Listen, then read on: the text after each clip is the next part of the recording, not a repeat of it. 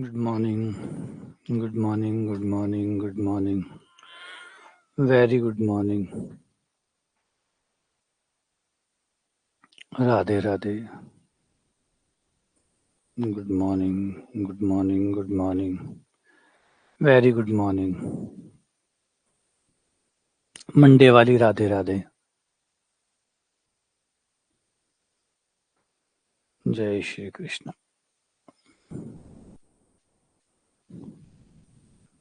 जय श्री कृष्ण.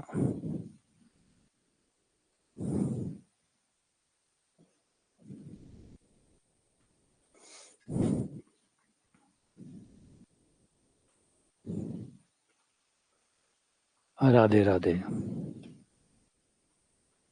तो हमने लास्ट टाइम स्टार्ट करी थी कॉम्प्लेक्स एनालिसिस, सम्मिश्र विश्लेषण, है ना. उसका थोड़ा बहुत बेसिक समझा था, थोड़ी बहुत इसके बारे में चर्चा की थी कि कॉम्प्लेक्स एनालिसिस होती क्या है. आप कॉम्प्लेक्स नंबर पढ़ते हैं, है ना. आप कॉम्प्लेक्स नंबर पढ़ते हैं, फिर कॉम्प्लेक्स एनालिसिस पढ़ते हैं. तो पहले कॉम्प्लेक्स नंबर पढ़ते हैं कि एक्चुअली नंबर क्या है, कॉम्प्लेक्स नंबर क्या है और उनमें क्या क्या खास बातें होती है, ये कैसे काम करते हैं, कैसे आगे बढ़ते हैं, किस तरीके से इनको जोड़ा घटाया गुणा भाग किया जाता है, इनमें क्या क्या चीजें होती है, ये सब आप कॉम्प्लेक्स नंबर के बारे में पढ़ते हैं. जब आप कॉम्प्लेक्स नंबर के बारे में समझ लेते हैं, उसके बाद शुरू होता है कि इनको यूज कैसे किया जाए, इनमें और क्या क्या हो सकता है. फिर हम उसको एक्सपेंड करते हैं, उसको एक्सपेंशन पे चले जाते हैं, ये देखने की कोशिश करते हैं कि अब ये क्या क्या कमाल कर सकता है ना. ये क्या क्या कमाल कर सकता है. जैसे फॉर एग्जांपल ये इसे दो हिस्सों में बांट सकते हैं. पहले कोई भी वाहन जब आप लाते हैं, चाहे वो स्कूटर हो, चाहे बाइक हो, चाहे स्कूटी हो, चाहे कार हो, पहले आप उसको सीखते हैं कि भाई जब गाड़ी खरीदने जाते हैं तो उसको देखते हैं कि गाड़ी कौन सी है, उसमें क्या खास बातें हैं, ये सब कुछ आप उस टाइम देखते हैं.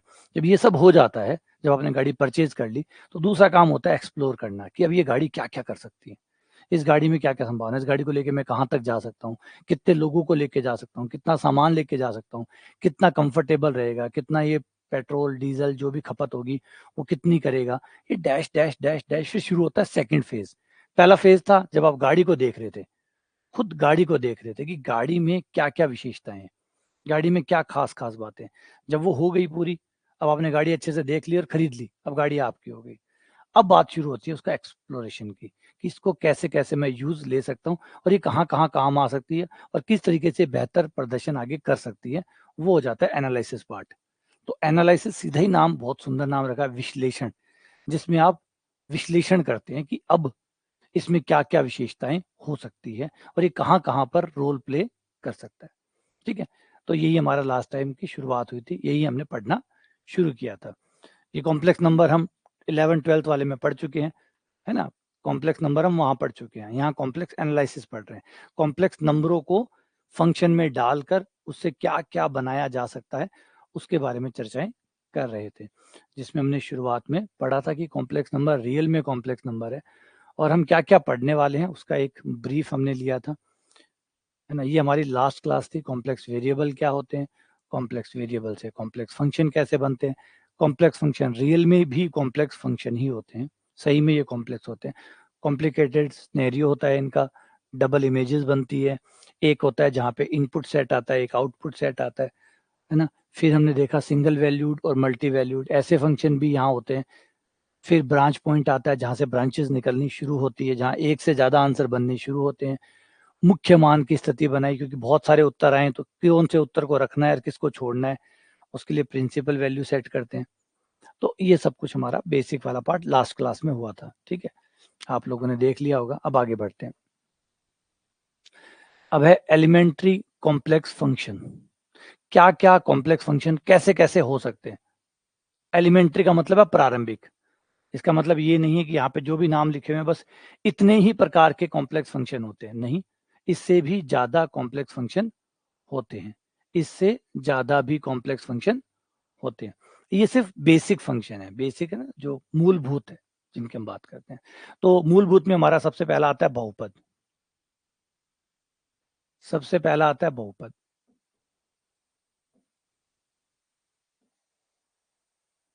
बहुपद, बहुपद फेमस है यार. बहुपद तो, बहुपद तो बिना तो गाड़ी ही नहीं चलती, क्योंकि हम देखते हैं कि हमारे गणित का ज्यादातर हिस्सा बहुपद ही कवर करते हैं, ज्यादातर हिस्सा बहुपद ही कवर करते हैं. तो जैसे आपका x का एक बहुपद होता है, वैसे ही z के बहुपद भी होते हैं, मतलब x के फंक्शन होते हैं, वैसे ही z के फंक्शन भी होते हैं। उसके बाद में आ जाते हैं बहुपद फलन के बाद में परिमेय बीजीय फलन।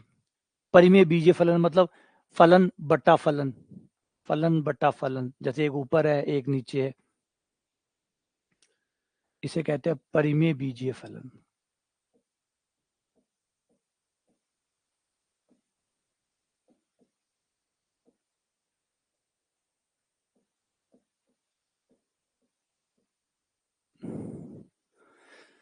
परिमेय बीजीय फलन। फिर आता है एक्सपोनेंशियल फंक्शन, चर घातांकी फलन। अभी एक एक के ऊपर बात करेंगे कि कौन से होते हैं, किन्हें कहा गया है, चर घातांकी। फिर होता है त्रिकोणमितीय,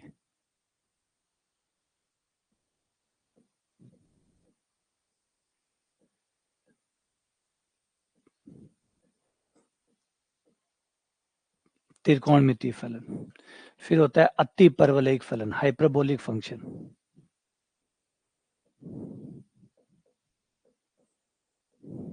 अगर किसी फंक्शन का यहाँ नाम छूट गया है तो नाराज मत होना, हो सकता है कि इसके बाहर भी फंक्शन होंगे ही, बिल्कुल होंगे, लेकिन मैं यहाँ पे मुख्य मुख्य जो फलन है जो चर्चा में रहते हैं उनके बारे में बात कर रहे हैं।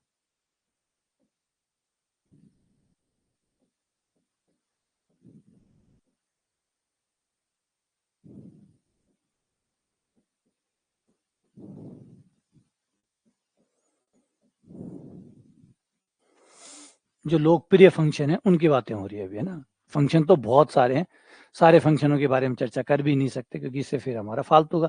और दूसरा ये भी तो रहता है ना कि हम एक जो चीज को पढ़ रहे हैं हम उस पर ऊपर फोकस करें, हम जिसको पढ़ रहे हैं हम उस पर ध्यान दे, बजाय हम फंक्शन टॉपिक नहीं पढ़ रहे, हम फलन टॉपिक नहीं पढ़ रहे, हम पढ़ रहे हैं कॉम्प्लेक्स एनालिसिस। उसमें जितना फंक्शन का पार्ट आता है उतना बेसिक हम समझने वाले हैं।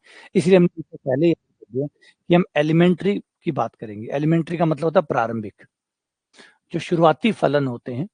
और प्रारंभिक हम किसे कहते हैं, जो शुरू शुरू में आए थे, उसके बाद तो हो सकता है बहुत कुछ आ गए हो, है ना, उसके बाद तो बहुत सारे आ गए हो। हम प्रारंभिक की बात कर रहे हैं, तो हम सुनील गावस्कर की बात कर रहे हैं ना, हम कपिल देव की बात कर रहे हैं। हम बाद में तो बहुत खिलाड़ी आ गए, आज तो शायद हजारों होंगे, लेकिन हम बात कर रहे हैं शुरुआती वाले खिलाड़ी जो जिनसे क्रिकेट को लोकप्रियता मिली या जिनकी वजह से ये लोकप्रियता आई, तो वो प्रारंभिक फलन हो गए। तो ये वो 5-7 फलन है। सबसे पहले आ जाते हैं एक एक के ऊपर बहुपद फलन। जैसे आपके एक्स के बहुपद, याद रखना बस इतना ही है कि फर्क क्या होता है, मैंने बताया था रियल फंक्शन और कॉम्प्लेक्स फंक्शन में फल जो अंतर होता है वो होता है रियल फंक्शन में रियल वेरिएबल काम करता है और कॉम्प्लेक्स फंक्शन में कॉम्प्लेक्स वेरिएबल काम करता है, बस इतना सा डिफरेंस है। अब आपका ये एक फंक्शन है, ये देखो ये रियल है, अगर एक्स रियल है तो ये रियल फंक्शन हो गया, ठीक है। अगर इसी फंक्शन को मैं z में लिख दूं तो ये कॉम्प्लेक्स फंक्शन हो गया। लेकिन इतना से रात दिन का फर्क पड़ जाता है, ये बात तो सही है भी, रात दिन का फर्क तो रात दिन का पड़ जाता है, फर्क तो रात दिन का पड़ जाता है। एफ एक्स बराबर एक्स उसका बड़ा सीधा साधा भला, लेकिन एफ जेड बराबर जेड स्क्वायर मैंने दिखाया था क्या करता है ना। दो जब रखते हैं तो उसके दो पार्ट होते हैं, जब आता है तो उसके दो पार्ट होते हैं, तो बड़ा विचित्र हो जाता है। दिखने में बहुत सिंपल लग रहा है एफ जेड बराबर जेड स्क्वायर, लेकिन इसीलिए कॉम्प्लेक्स कहा गया, वरना सिंपल होता तो फिर सिंपल फंक्शन कहा जाता। कॉम्प्लेक्स कहा गया मतलब कॉम्प्लिकेटेड तो है ही ये। तो एफ एक्स बराबर एक्स स्क्वायर एकदम सिंपल फंक्शन। एक्चुअली सिंपल भी हमें तब लगता है जब हम किसी टफ चीज को पढ़ते हैं तो वो सिंपल लगती है, वरना वो भी टफ लगता है। जब हमने फंक्शन पढ़े थे रियल फंक्शन याद करें तो उसमें लगा था अरे यार ये कितना टफ है, कितना मुश्किल है, ये कैसे समझ में आएंगे, कैसे कर पाएंगे। जब ये पढ़ेंगे एफ जेड बराबर जेड स्क्वायर तो ये समझ में आए नहीं आए, कम से कम वो तो ठीक लगने लग जाएंगे। ये समझ में आए ना आए वो तो ठीक लगने लग जाएंगे। जैसे आपके हाथ में या कहीं में दर्द आ रहा हो, फिर आपके दूसरे हाथ में या पैर पे चोट लग जाती है, थोड़ी सी चोट थोड़ी ज्यादा होती है, तो आपको जो पहले वाला दर्द है वो कम लगने लग जाता है। कारण ना कि वो कम हुआ ही नहीं है, लेकिन अब आपके पास एक दूसरा दर्द है जो थोड़ा सा उससे ठीक है, ज्यादा है, तो आप वो वाला दर्द भूल जाते हैं। तो सेम ऐसे ही हो जाता है कि वो फंक्शन भी इजी नहीं था, लेकिन अब इन फंक्शनों को देखोगे तो वो ठीक लगने लग जाएंगे। बोले यार ठीक थे, वो ज्यादा बढ़िया थे, एटलीस्ट कुछ तो समझ में आ रहा था। यहाँ तो कहानी अलग ही चल रही है, यहाँ तो कुछ का कुछ ही चल रहा है। यहाँ तो देखने ही के लाले पड़ गए हैं, वहां तो कम से कम दिखता तो था कि ई की पावर एक्स ऐसा होता है, साइन एक्स ऐसा होता है, कोस एक्स ऐसा होता है, दिखते तो थे कि भी ऐसे होते हैं। यहाँ पे मैं आपको कुछ भी नहीं दिखा सकता, एक भी फंक्शन, सिंगल फंक्शन भी यहाँ पे मैं आपको दिखा नहीं सकता कि वो कैसा दिखता होगा। क्यों? क्योंकि कॉम्प्लिकेटेड पार्ट क्यों है?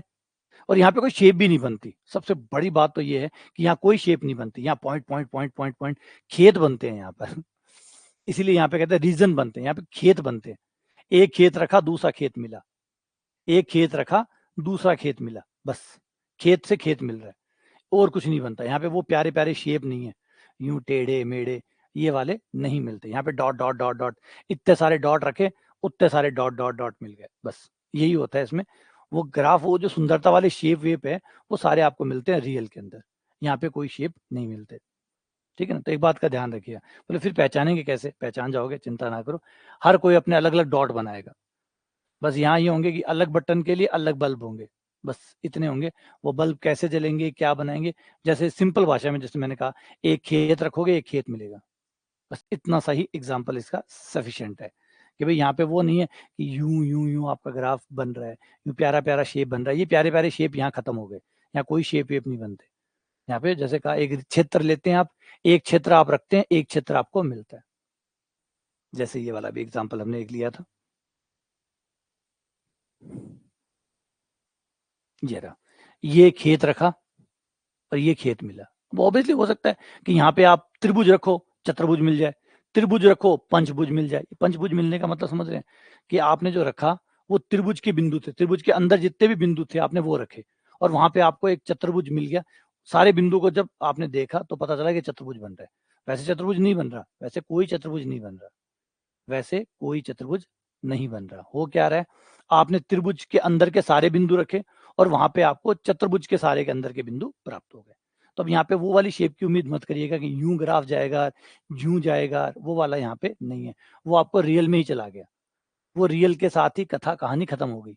वो रियलों में हुआ करता था, ग्राफ ऐसे जाएंगे, यूं जाएंगे, है ना। वो भूल जाना, यहाँ पे खेत के खेत मिलेंगे, यहाँ पे सड़कें नहीं मिलेंगी, यहाँ खेत मिलेंगे। एक खेत रखोगे, दूसरा खेत मिलेगा।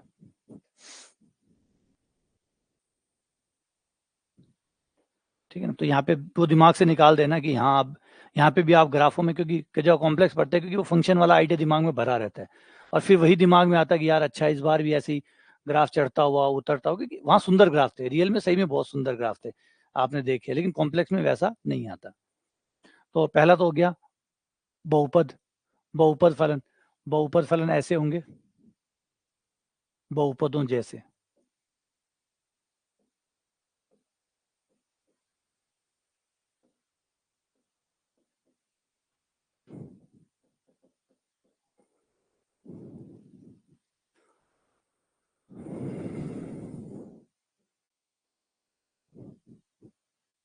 बहुपद फलन। दूसरे होते हैं रैशनल फलन। रैशनल, या जिसे परिमेय फलन कहते हैं। एक फंक्शन ऊपर, एक बहुपद ऊपर और एक बहुपद नीचे, बहुपद बटा बहुपद, इनको रैशनल कहते हैं। बहुपद बटा बहुपद।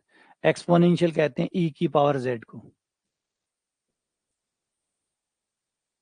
हाई ट्रिग्नोमेट्री फंक्शन, आऊं धोखो मत खा जाए, आऊं धोखो मत खा जाए, आपला को नहीं है, ये बस आपला दिख है खाली, है ना, ये आपला जिशा दिख है, बाकी हमको कोई रहते। ई की पावर जेड बिल्कुल भी विषय को नहीं, जिसे आपलो ई की पावर एक्स है ना। धोखो ना खा जाए वहां से, बेम ना पा ले, वो तो ई की पावर एक्स है, तो अपलो ही है, अपलो अपलो की बनी है, वो बदल गयो, वो पूरा बदल गयो, ये कहानी कथा सब बदल गई।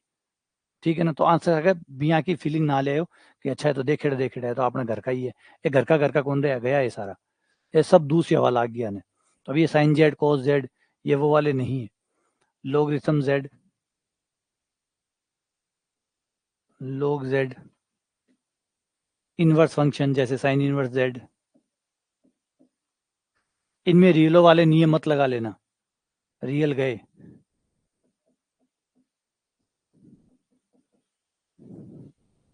है ना। तो इनके साथ किसी प्रकार का अटैचमेंट वो मत पाल लेना जो रियल के साथ पाला था, ये रियल नहीं है। एग्जाम्पल के लिए एक छोटा सा समझा दूं, जैसे साइन है, हमें पहले हम पढ़ते थे कि साइन का मान -1 से +1 होता है, याद है।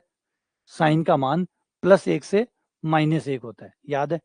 लेकिन यहाँ पे ऐसा नहीं है, क्योंकि यहाँ पे साइन जेड जेड से चल रहा है, जेड से चल रहा है, कहीं भी जा सकता है, कितना भी जा सकता है। यहाँ पे इसमें लंबवटाकरण खत्म हो गया, क्योंकि ना तो यहाँ कोई त्रिभुज है ना यहाँ कुछ और है। यहाँ पे लंबवटाकरण, क्योंकि वो रियलों में होते थे, जो त्रिभुज हुआ करते थे, जो लंबवटाकरण हुआ करते थे, वो रियल में हुआ करते थे। अब रियल ही चले गए, जब रियल ही चले गए तो फिर कहाँ से लंबवटाकरण, तो वो सारा चीजें खत्म हो गई है। यहाँ पे साइन जेड लंबवटाकरण नहीं है। हाँ, जैसे मैंने शुरू में भी कहा था, कुछ सिमिलैरिटीज हल्की फुल्की आपको मिलेगी, जैसे साइन एक्स होता है वैसे साइन जेड है, लेकिन साइन एक्स अलग है, साइन जेड अलग है। जैसे एफ एक्स बराबर एक्स स्क्वायर और एफ जेड बराबर जेड स्क्वायर में रात दिन का अंतर है नहीं है। बस ये लिखा है कि ऊपर स्क्वायर है, नहीं, स्क्वायर स्क्वायर होने के बावजूद भी रात दिन का अंतर है। जो आप रखते हैं वो टू वेरिएबल होता है, दो चीजें होती है जो आप रखते हैं, जो आता है वो भी दो का आता है, ठीक है ना। तो इसमें बहुत कुछ बदल गया है, बहुत सारा बदल गया है। अब फिर भी हम ये उम्मीद करें कि वो रियल जैसा बिहेव करेंगे तो नहीं। जो सिमिलैरिटी है उसका ध्यान रखो, जो डिससिमिलैरिटी है, जो अलग है, उसको याद रखो कि ये चीज अलग है, ठीक है ना। तो इनके साथ वो वाली फीलिंग मत डाल लेना जो हुआ करते ई की पावर जेड को हम सोच लेंगे, अच्छा ये तो ई की पावर जेड है। ये ई की पावर जेड बहुत कॉम्प्लिकेटेड है, यहाँ पे आओ दिखाता हूँ आपको। ई की पावर जेड से मिला ही देते हैं आपको। ई की पावर जेड, ई की पावर जेड, जेड यानी ई की power x plus eta y, इसको अलग अलग कर दिया, ई की पावर एक्स, ई की पावर आइटा वाई, ये आइलर फॉर्म बन गई, ई की पावर आइटा थीटा,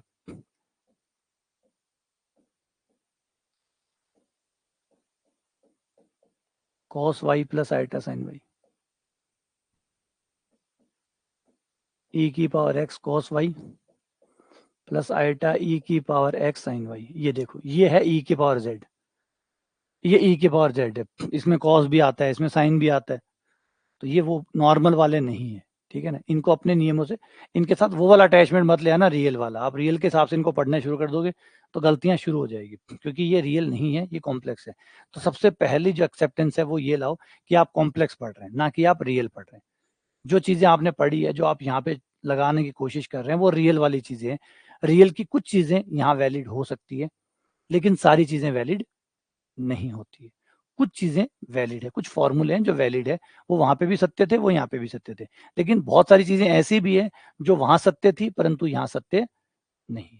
तो ये ध्यान रखना है, ठीक है। चलो, ये सारे फंक्शन होते हैं। अभी हमें इनके बारे में नहीं पढ़ना, क्योंकि ये बहुत अलग पार्ट चला जाता है। हमारा मुद्दा इनके बारे में नहीं पढ़ना है। वैसे तो बहुत कुछ होता है इनका, सब कुछ पढ़ना, लेकिन हम आपको सीमित करेंगे कि भैया हमें इतना डिटेल में नहीं जाना, हम तो अपने दूसरे रास्ते पे निकल चलेंगे। दूसरा रास्ता जाता है सीमा, सातत्य और अवकलनीयता। सीमा, सातत्य और अवकलनीयता के रास्ते पे हम आगे बढ़ जाएंगे, ठीक है। वैसे बहुत है, वही ये पूरा का पूरा है, रियल से ज्यादा बड़ा है ये कॉम्प्लेक्स। लेकिन वही है ना, हमारा कॉम्प्लेक्स कितना है, हम उतना पढ़ेंगे ना, हम ज्यादा थोड़ी पढ़ेंगे। और पढ़ने के लिए तो जैसे हमेशा है, कोई भी गणित की किसी भी ब्रांच को आप हाथ लगा लीजिए, पूरी जिंदगी कम पड़ जाएगी उसको खत्म करने में, पूरी जिंदगी कम पड़ जाएगी, क्योंकि इतना सब कुछ होता है। और ऑब्वियसली बात है, सीधी सीधी बात है, एक से एक यूं भी समझो कि हजारों साल लगे हैं इनको यहाँ तक आते आते, है ना। हजारों साल लगे हैं, तो हजारों सालों का कंटेंट है इनके अंदर, हर टॉपिक के अंदर। हर टॉपिक 1000 साल पुराना तो पक्का ही है। कोई भी टॉपिक अगर आप उठाते हो और पीछे मुड़ के देखते हो, कुछ नए टॉपिक को छोड़ दीजिए, ज्यादातर टॉपिक, और आप जो पढ़ रहे हैं वो तो, उनकी हिस्ट्री तो 2-2 हजार सालों की है। आप जो भी टॉपिक पढ़ रहे हैं वो 2000 साल पुराने हैं, यानी इनकी उम्र 2000 साल है। अब 2000 सालों में थोड़ा थोड़ा भी ऐड हुआ होगा, तो 2000 सालों में इतना तो ऐड हो ही गया होगा कि आपका जीवन पूरा खत्म हो जाए उसको पढ़ने पढ़ने में। इतना तो 2000 सालों में उम्मीद करते हैं। कोई 2000 सालों से भी ज्यादा पुराने, जैसे हम टिग्नोमेट्री की बात कर लेते हैं, हम ज्यामिति की बात कर लेते हैं। आज ज्यामिति है, ज्यामिति को तकरीबन तकरीबन 3500 से 4000 साल हो गए होंगे। अब 4000 सालों में ज्यामिति बनी है, 4000 सालों में। तो मान लीजिए थोड़ा थोड़ा थोड़ा भी बना है, तो इतनी ज्यामिति तो आज के टाइम में होगी होगी कि आप अपनी पूरी जिंदगी खर्च कर दो ज्यामिति को पढ़ने पढ़ने में, और फिर भी पूरी ना कर पाओ। इतनी ज्यामिति तो है ही। तो वही कहानी है, हर ब्रांच के साथ यही है। अच्छा, आप ये सोचो कि मैं पढ़ूंगा और मैं 100 साल लगाऊंगा, इतने में ज्यामिति आगे नहीं बढ़ेगी, इतने में ज्यामिति और आगे बढ़ जाएगी। लोग और रिसर्च करेंगे और कुछ लाएंगे, इतने में और आगे बढ़ जाएंगे। यानी आप 100 सालों में जितना खर्च करोगे या जितना पढ़ोगे, उससे दुगना वो और बना के चले जाएंगे आपके पढ़ने के लिए कि लोग, मतलब ये कुछ ऐसा है कि आप एक किताब पढ़ रहे हैं, आपको लगा कि ये किताब, ये मुझे ये पढ़नी है, जैसे आप एक किताब खत्म करते हैं, इतने वो कहते हैं लो 2 किताबें और छप के आ गई है। 2 किताबें और छप के आ गई है, इन्हें पढ़िए। फिर आप वो 2 किताबें पढ़ना शुरू करते हैं, इतने पता चलता 4 किताबें और छप के आ गई। तो वही कहानी है, कभी कोई टॉपिक को खत्म किया ही नहीं जा सकता और संभव भी नहीं है, क्योंकि बहुत ज़्यादा बड़ा है।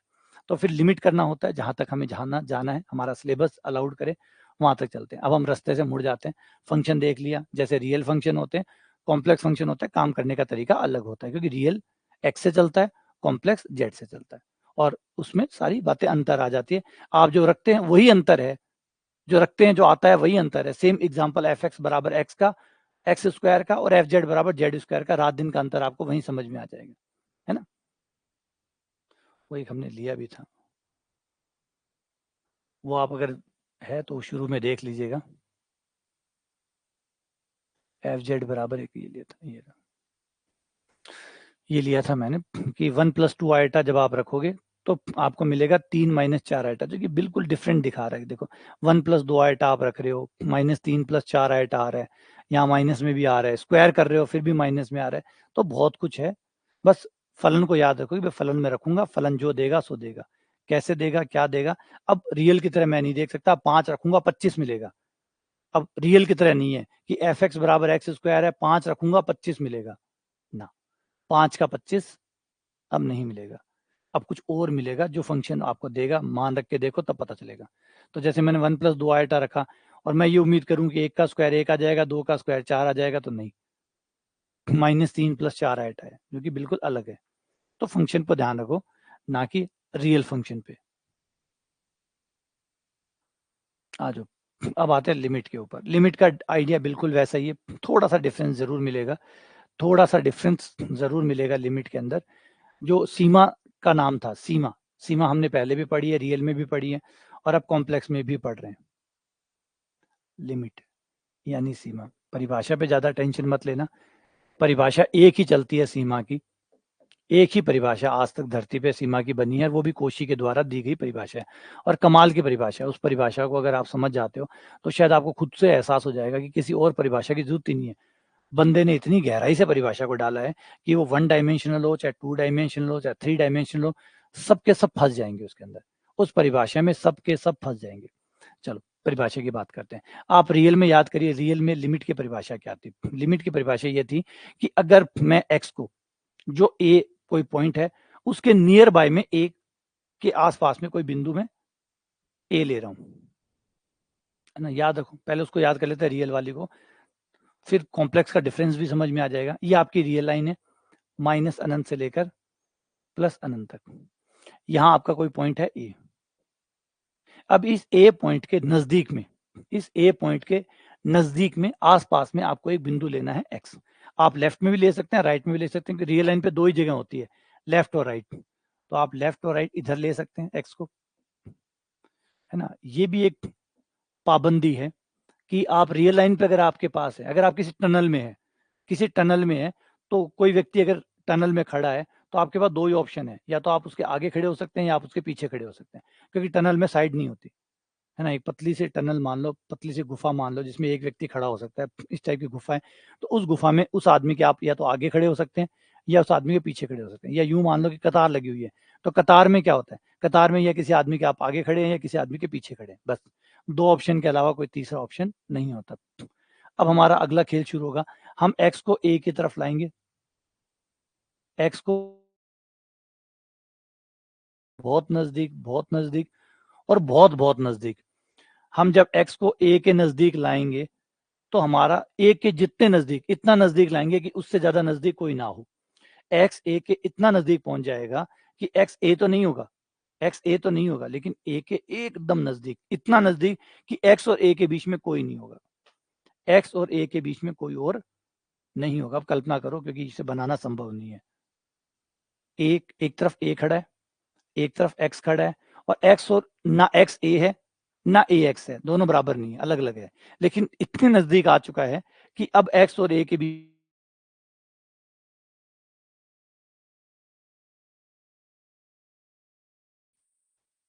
और एक इधर से लिमिट आती है, एक इधर से लिमिट आती है, जिसे बाईं सीमा और दाईं सीमा कहते हैं। आप लेफ्ट हैंड साइड से आए हैं या आप राइट हैंड साइड से आए हैं, इसको आप लिमिट कहते हैं।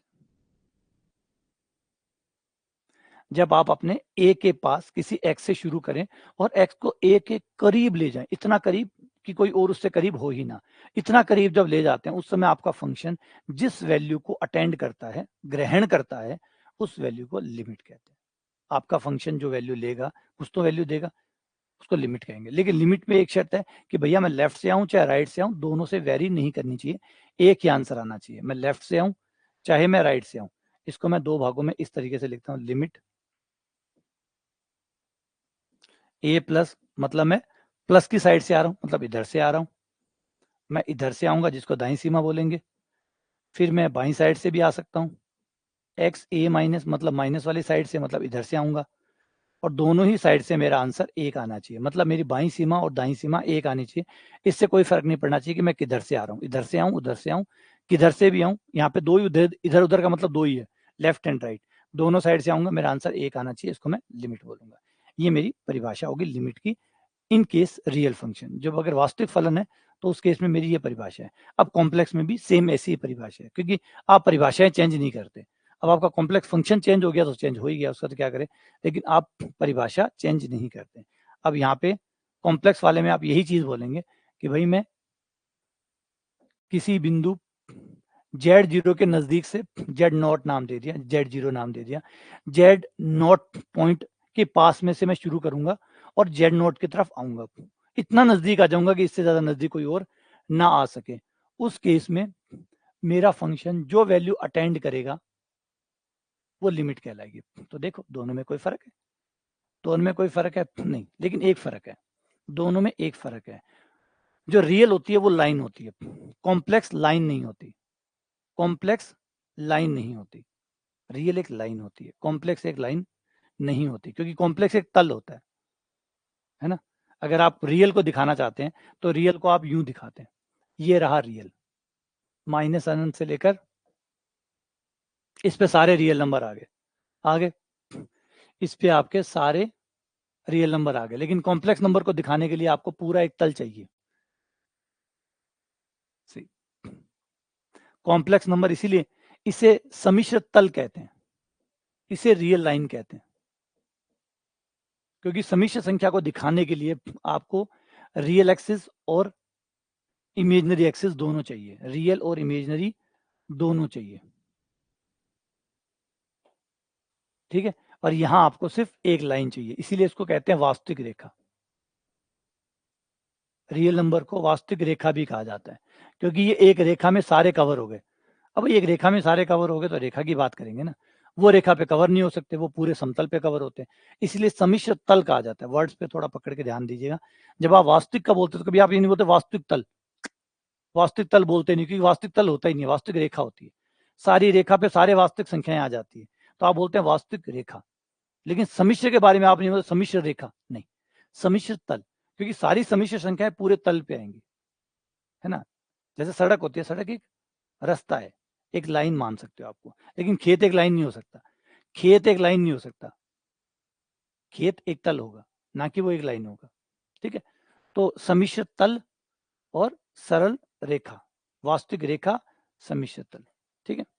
एक डिफरेंस तो ये आ गया। अब यहाँ पे क्या होगा, यहाँ होगा बड़ा इंटरेस्टिंग पार्ट।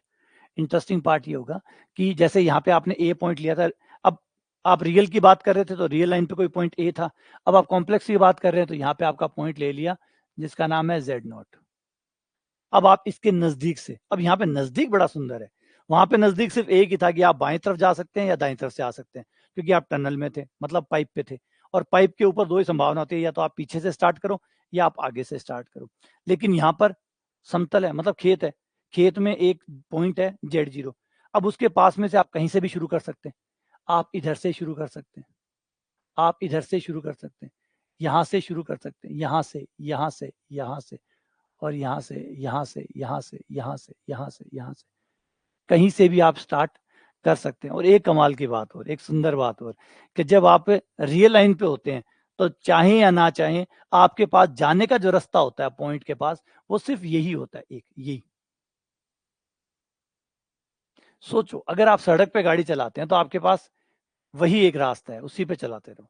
लेकिन अगर सोचो आप किसी मैदान पे चले जाओ जहां कोई सड़क ना हो, तो गाड़ी चलानी हो तो अगर आपको कोई मैदान है, कोई समतल मैदान है, वहां पे गाड़ी लेके गाड़ी चलानी है, तो आप गाड़ी जैसे चाहे चलाओ, आप फ्री हो, कोई सड़क नहीं है वहां पे। देखो सड़क आपको बांध देती है कि भैया इसी पे चलना पड़ेगा, सड़क आपको बांध देती है। अच्छी बात भी है, बुरी बात भी है। अच्छी बात तो ये है कि भाई फिक्स हो जाता है कि अब आपको जोधपुर जाना है। और सोचो अगर सड़कें ही ना होती, फिर आप एक जगह खड़े होते, मान लीजिए जयपुर होते और जोधपुर जाना होता, तो कितना मुश्किल होता, क्योंकि फिर आपके पास बहुत संभावनाएं होती, लेकिन क्या पता कौन सी संभावना सही है और कौन सी गलत है। लेकिन सड़क बनने से फिक्स हो गया कि भैया इस पे चलते जाओ, जोधपुर आ जाएगा। बस इस सड़क को पकड़े रखो, जोधपुर आ जाएगा। ज्यादा सही भी हो गया। ज्यादा बुरा ये हो गया कि स्वतंत्रता खो गई। अब सड़क को पकड़े रखना है, बस चलते रहना है। पहले था कि मन मर्जी था, इधर यूं यूं यूं घुमाऊं। तो कॉम्प्लेक्स नंबर आपको वो स्वतंत्रता देता है, खेत वाली, कि भैया Z0 पे जाना है। अब Z0 पे जाओ, कैसे जाओ वो तुम्हारी मर्जी है, कैसे जाओ वो तुम्हारी मर्जी है। खेत में हो, कोई सड़क नहीं है, बोला यूं जाऊंगा, जा, यूं जा, डांस करता हुआ जाऊंगा, जा, डांस करते हुए जाओ। हमें कोई मतलब नहीं है, हमें है भाई Z0 पे पहुंचना है, तुम्हें Z0 के पास पहुंचना है, नजदीक, उसके नजदीक नजदीक नजदीक जाते जाओ, चाहे घूम घूम के जाओ, चाहे सीधा जाओ। इस बार सीधा जाने की शर्त नहीं है। क्यों? खेत में हो यार, खेत में सीधा क्या होता है? सीधा चलो, सड़क थोड़ी बनी हुई है वहां पे, वहां पे तो आप गोल गोल घूम, नजदीक जाना है ना, परिभाषा नजदीक जाने की है। ये थोड़ी कहा कि नजदीक भी जाना है तो रेखा से जाना होगा। नजदीक जाने का मतलब घूम के भी नजदीक जा सकते हो, आप कैसे ही जाओ, किसी भी पॉइंट से जाओ, बस नजदीक पहुंचो। इसी से थोड़ा सा मामला कॉम्प्लिकेटेड हो जाता है। हो सकता है कोई बंदा कहे मैं तो सीधा जाऊंगा, जा भैया तू सीधे जा, छूट है, आजाद भारत है और आजाद खेत है, कैसे ही जा, तुम्हारी मर्जी। बोला एक कह रहा है कि नहीं मैं तो ऐसे जाऊंगा, जा। एक कह रहा है कि मैं यूं यूं यूं यूं करता जाऊंगा, जा, यूं यूं करते जा, कहीं से भी जा। अब पहली बात तो एक चीज क्लियर कर लो अच्छे से यहाँ पे, कि अब हम रियल लाइन से बाहर है। इसका मतलब अब हमारे पास सिर्फ दो ऑप्शन नहीं है कि हम लेफ्ट से आ सकते हैं, राइट से आ सकते हैं, और लेफ्ट और राइट से भी आएंगे तो सीधी रेखा में आना पड़ेगा। वो चीजें खत्म हो गई है, वो चीजें अब खत्म हो गई। अब आपके पास लेफ्ट और राइट दो नहीं है, अब आपके पास अनगिनत है, अनगिनत पॉइंट है आपके आसपास में। जब आप खेत में खड़े हैं, अगर आप, जैसे मैंने पहले बताया, अगर आप टनल में खड़े हैं, किसी पाइप के ऊपर खड़े हैं, तो फिर आपके पास दो ही बंदे हैं, एक आपके लेफ्ट में खड़ा होगा और एक आपके राइट में खड़ा होगा। लेकिन अगर आप खेत में खड़े हैं, तो आपके पास में खड़े होने की कितनी जगह है? अगर आप खेत में खड़े हैं, अगर मान लो मैं अभी यहाँ कमरे में खड़ा हूँ, अब मेरे पास में खड़े होने की कितनी जगह है? अनगिनत जगह। कोई जो थोड़ी मेरे लेफ्ट में खड़ा हो, राइट में खड़ा हो, मेरे आगे खड़ा हो सकता है, पीछे खड़ा हो सकता है, मेरे इस तरफ खड़ा हो सकता है, इस तरफ खड़ा हो सकता है, इस तरफ खड़ा हो सकता है ना? किसी बिंदु के पास में, जैसे ये बोर्ड है, इस बोर्ड में इस बिंदु के पास में खड़े होने की कितनी जगह है? बोले अनगिनत जगह। आप यहाँ खड़े हो सकते हो इसके पास में, आप इसके पास में यहाँ खड़े हो सकते हो, आप इसके पास में यहाँ खड़े हो सकते हो, यहाँ खड़े हो सकते हो, यहाँ खड़े हो सकते हो, यहाँ खड़े हो सकते हो। और पेन थोड़ा मोटो, थोड़ा पतलो पेन ले आते हो तो और हो जाता, थोड़ा पतलो पेन ले आते हो तो और हो जाता है। मान लो 10 आया है, ई पेन की मोटाई अगर मैं आधी कर दूं, तो 10 की जगह 20 बिंदु आ जी।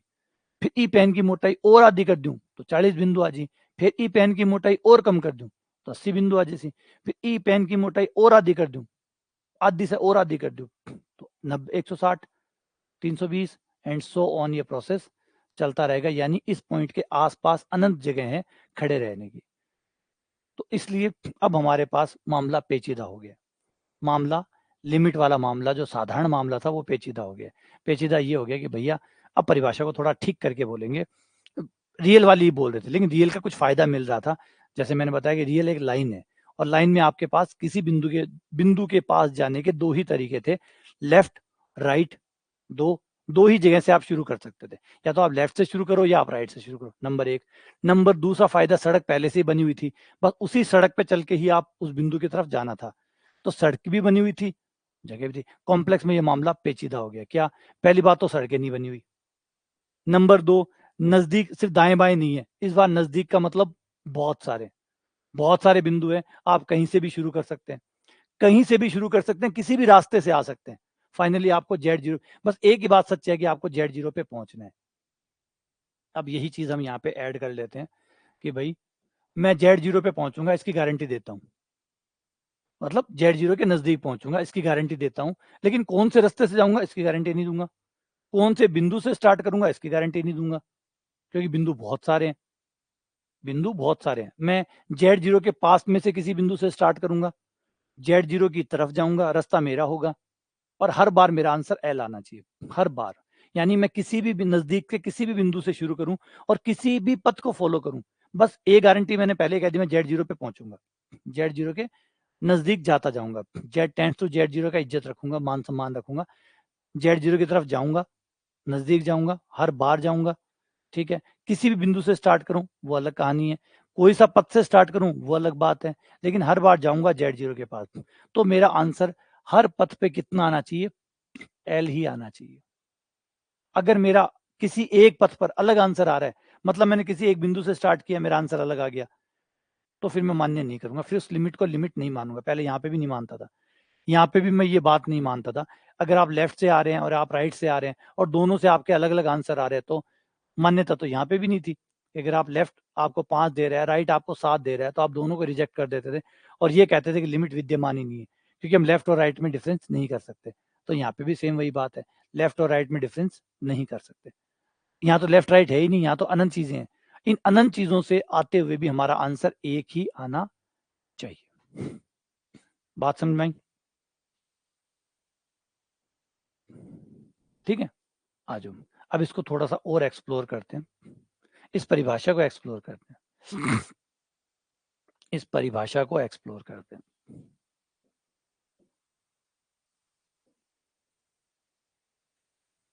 ये आपका जेड समतल,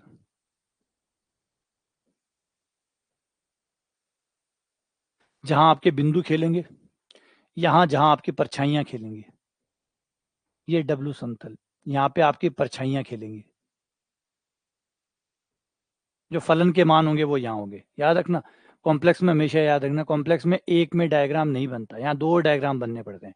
एक तो जो आप रखते हैं और एक जो आता है, एक जो रखते हैं, एक जो आता है। एग्जाम्पल के लिए ये रहा आपका पॉइंट Z0, आपका पॉइंट Z0। अब आप क्या करें, ध्यान से सुन लेना अच्छे से। अब आपका पॉइंट है, इसे पुराने वाले लेक्चर जरूर देख लेना टाइम निकाल के, वो भी जरूर देख लेना, ताकि दोनों मिला के कमाल का कॉम्बिनेशन बन जाए। ठीक है, अब इसके इर्द गिर्द आप कहीं से भी स्टार्ट करो, आप कहीं से भी स्टार्ट करो। मान लो मैं आपको एक गोला बना देता हूं ताकि आपको आसानी हो, ये लो, ठीक है, ये गोला बन गया। अब इस गोले में से कहीं से भी आप स्टार्ट कर लो, कहीं से भी, कहीं से भी, कहीं का मतलब कहीं से भी। मान लीजिए मैंने यहां से शुरू किया, मैं यहाँ से भी शुरू कर सकता था, मैं यहाँ से भी शुरू कर सकता था, मैं यहाँ से भी कर सकता था, मैं इससे भी शुरू कर सकता था, मैं इससे भी कर सकता था, इससे भी कर सकता था, इससे भी कर सकता था, इससे भी कर सकता था, इससे भी कर सकता था, इससे भी कर सकता था, इससे भी कर सकता था, इससे भी शुरू कर सकता था, इससे भी शुरू कर सकता था, इससे भी, और इससे भी, और इससे भी, और इससे भी, और इससे भी, किसी भी पॉइंट से मैं शुरू कर सकता था, किसी भी पॉइंट से। ठीक है, मैंने शुरू कर लिया, मान लीजिए मैंने इससे शुरू कर लिया। इससे शुरू करने के बाद में मैं अपना पथ चूज करूंगा, जो भी पथ, मेरी मर्जी है, बस मुझे इसके नजदीक पहुंचना है। पथ मेरा, मर्जी मेरी, पथ मेरा, मर्जी मेरी। मैं कोई भी पथ चूज कर सकता हूं, बस मुझे Z0 के करीब जाना है।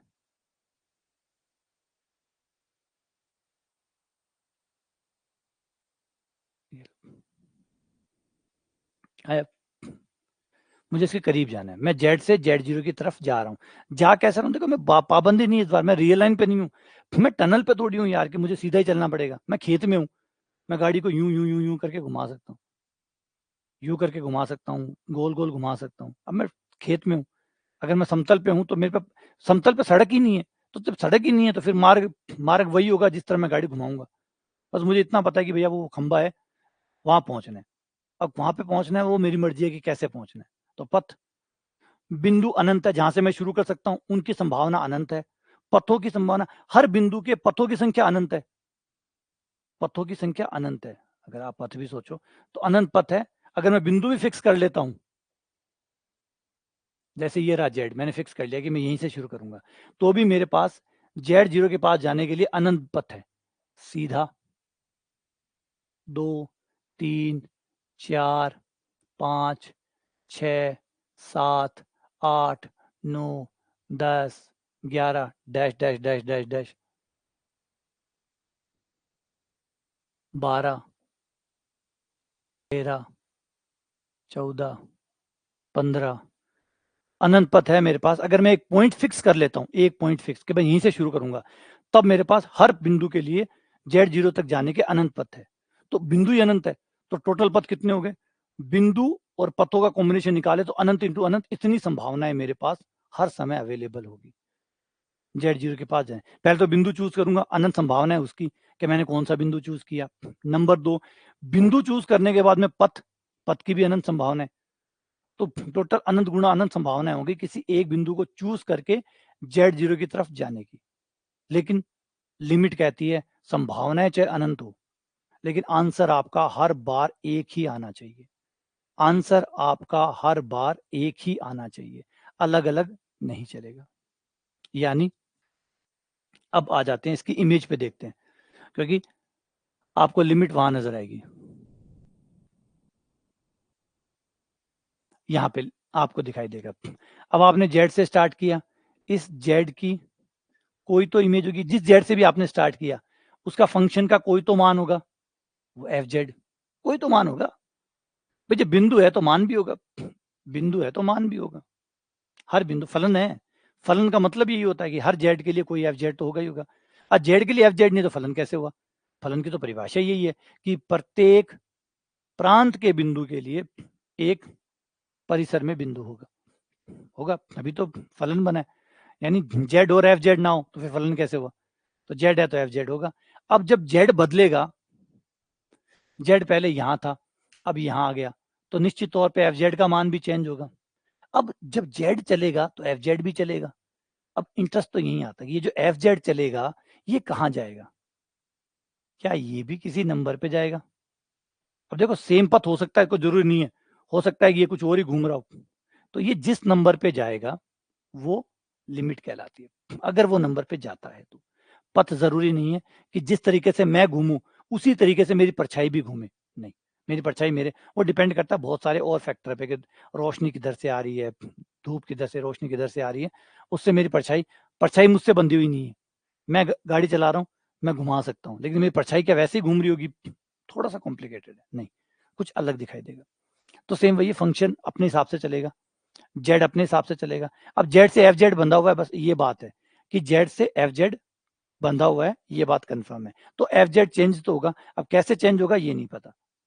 लेकिन हमारी लिमिट की परिभाषा के हिसाब से हमने ये कहा है कि मैं किसी भी पॉइंट से स्टार्ट करूं, मैं जेड जीरो की तरफ जाऊंगा, मेरा एफ जेड कैसे भी जाए हर बार कहां जाना चाहिए? एल पर। तो सरल से सरल कर देता हूं, मैं किसी भी पॉइंट से स्टार्ट करूं, मैं जेड जीरो की तरफ जाऊंगा, तो मेरा फंक्शन जो है एफ जेड वो कहां जाना चाहिए? किसी नंबर एल की तरफ जाना चाहिए। बस ये है सारा सार। अगर मैं जेड से जेड जीरो की तरफ जा रहा हूं तो मेरा एफ जेड किसी नंबर एल की तरफ जाना चाहिए। अब यहां पे इस बात से कोई फर्क नहीं पड़ना चाहिए कि मैंने जेड क्या चुना है, ये मैंने क्या चुना है, इससे स्वतंत्र मेरा पथ कौन सा है, इससे स्वतंत्र है। इन दोनों बातों का कोई फर्क नहीं पड़ना चाहिए हर बार, बार बार।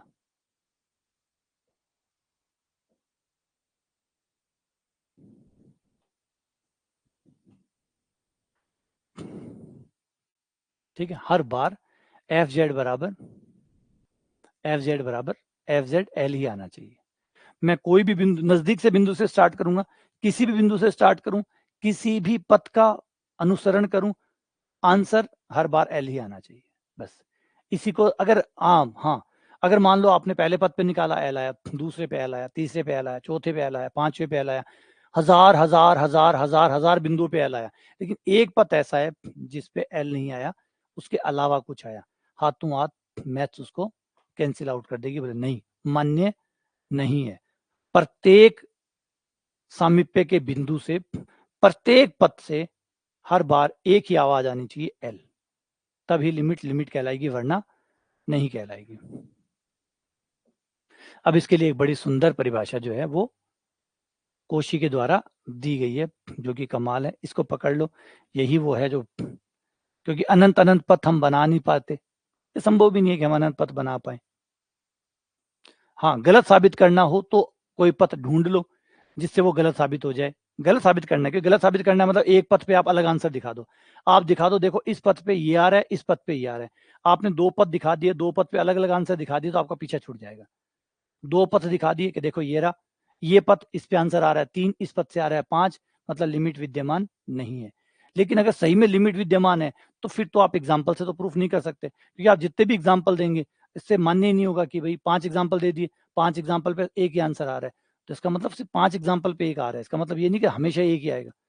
तो फिर वो प्रूफ नहीं किया है, डिसप्रूफ किया जा सकता है। अगर आपको किसी चीज को खारिज करना है तो आप सिर्फ एक काउंटर एग्जाम्पल दे दो, जिसे काउंटर एग्जाम्पल कहते हैं मैथ में। आप काउंटर एग्जाम्पल दे दो, वो गलत साबित हो जाएगा, है ना। कोई कहे कि रात को 12 बजे सूरज उगता है या सूरज छिपता है, वो जो भी कह दे, आप कह सकते हो वो देखो नॉर्वे में, वहां देखो रात के 12 बजे है और वहां पे धूप निकल रही है, बस गलत हो गया, बात खत्म। कोई भी चीज को गलत करने के लिए आपको सिर्फ एक एग्जाम्पल देना है, वो गलत साबित हो जाएगा। लेकिन सही साबित एग्जाम्पल से नहीं हो सकता, सही साबित तो आपको फिर तरीके से ही करना पड़ेगा। तो उसी में ये वाली कोशी वाली थ्योरम जो है ये आपकी मदद करेगी। कोशी की जो परिभाषा है ये मदद करेगी। ये परिभाषा क्या कहती है, आ जाओ।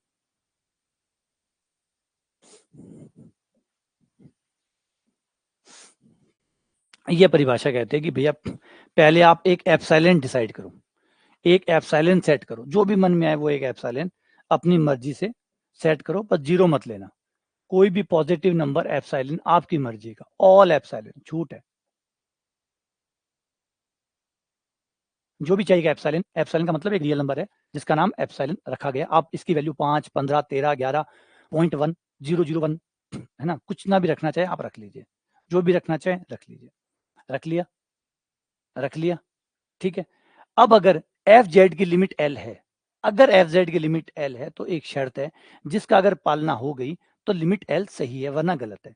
शर्त ये है कि एल के इर्द गिर्द जो आपने एप्सिलॉन लिया, जितना भी आपने एप्सिलॉन लिया, उस त्रिज्या का एक वृत्त बनाइए।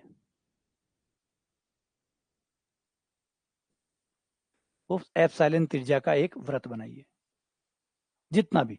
अगर आप छोटा लोगे तो वृत्त छोटा बन जाएगा, और छोटा लोगे तो और छोटा बन जाएगा, बड़ा लोगे तो और बड़ा बन जाएगा, यही तो है ना। एप्सिलॉन जितना भी आप लोगे, आपने छोटा लिया तो छोटा वृत्त बन जाएगा, बड़ा लोगे तो बड़ा बन जाएगा। तो ये एप्सिलॉन त्रिज्या का एक वृत्त ले लो, ठीक है। एप्सिलॉन त्रिज्या का एक वृत्त ले लो। अब यदि ये लिमिट एल सही है, अगर ये लिमिट एल सही है तो उस साइड जो इनपुट सेक्शन है उस साइड आपको एक डेल्टा मिलेगा। हर एप्सिलॉन के लिए आपको एक डेल्टा मिलेगा, डेल्टा भी एक रियल नंबर होगा, डेल्टा भी एक रियल नंबर होगा। आपको हर एप्सिलॉन के लिए एक डेल्टा मिलेगा, डेल्टा भी एक रियल नंबर है। कितना होगा, क्या होगा, वो डिपेंड करता है फॉर्मूले के ऊपर कि क्या फंक्शन है, कौन सा पॉइंट है, वो अलग अलग हो सकता है, लेकिन मिलेगा ये कंफर्म है, मिलेगा ये कंफर्म है, एक डेल्टा आपको जरूर मिलेगा। तो ये डेल्टा का एक गोला बना लो, यहाँ पे एक डेल्टा का गोला बना लो, डेल्टा त्रिज्या का वृत्त बना लिया। अब क्या होगा, इस डेल्टा में क्या खास बात होगी, इस डेल्टा में ये खास बात होगी कि इस डेल्टा में आप किसी भी पॉइंट से स्टार्ट करिए, किसी भी पॉइंट से स्टार्ट करिए, और अगर आप जेड जीरो की तरफ जा रहे हैं, जा रहे हैं मतलब दूरी कम हो रही है, जैसे ही आप जेड और जेड जीरो की, देखो जा रहे हैं, पथ चाहे कोई भी हो, बंदा चला तो गाड़ी रहा है ना, जा तो नजदीक ही रहा है ना, नजदीक जा रहा है मतलब दोनों के बीच का गैप कम हो रहा है। सीधा यूं समझो, मैं घूम फिर के जा रहा हूं, मैं कैसे भी जा रहा हूं, मेरी दूरी तो कम हो रही है ना, ये तो कंफर्म है। अगर मैं नजदीक जा रहा हूं तो मेरी हर बार मेरी दूरी कम हो जाएगी। तो मैं जेड और जेड जीरो के बीच की दूरी जब भी मैं जैसी डेल्टा से कम करूंगा, मेरे एफ जेड और एल के बीच की दूरी जितना आपने एप्सिलॉन बताया था उससे कम आ जाएगी, जितना आपने एप्सिलॉन बताया था उससे कम दूरी पे ये लोग पहुंच जाएंगे। और ये प्रक्रिया हर बार चलती रहेगी। आप चाहते हो कि मैं एफ जेड एल के इतना नजदीक पहुंच जाए, ठीक है पहुंच जाएगा। उसके लिए डेल्टा इतना बनाओ, इतना छोटा डेल्टा बनाओ कि आपका ये कया हो जाए। तो ये जो फॉर्मूला है ये फिक्स फॉर्मूला है, जिसमें कहा गया कि डिमांड करो एप्सिलॉन की, उसके लिए आपको डेल्टा मिलता रहेगा। अगर मिलता रहा तब तो वो लिमिट एग्जिस्ट करती है, नहीं मिला तो लिमिट एग्जिस्ट नहीं करती। इसको एप्सिलॉन डेल्टा परिभाषा कहते हैं, एप्सिलॉन डेल्टा परिभाषा कहते हैं, ठीक है। अगली बार आपने और छोटा कर दिया, मतलब ये सर्किल मैं और कम करना चाहता हूँ, एप्सिलॉन मैं इतना रखना चाहता हूँ, ठीक है, इतना एप्सिलॉन रख दिया, कोई बात नहीं। इतना एप्सिलॉन के लिए मैं यहाँ कहूंगा ये रहा, इतना डेल्टा ले लो। जब मैं इस गोले के अंदर बिंदु लूंगा तो एफ जेड अपने आप ही इस गोले के अंदर आ जाएगा, जो कि कंफर्म करेगा कि वो दोनों एक जा रहे हैं। मैंने यहाँ वाला, मैं क्या कर रहा हूँ, यहाँ पे एप्सिलॉन मेरे अपनी मर्जी से मांग रहा हूँ, क्योंकि लिमिट अगर है तो एफ जेड निश्चित तौर पे एल की तरफ जाएगा।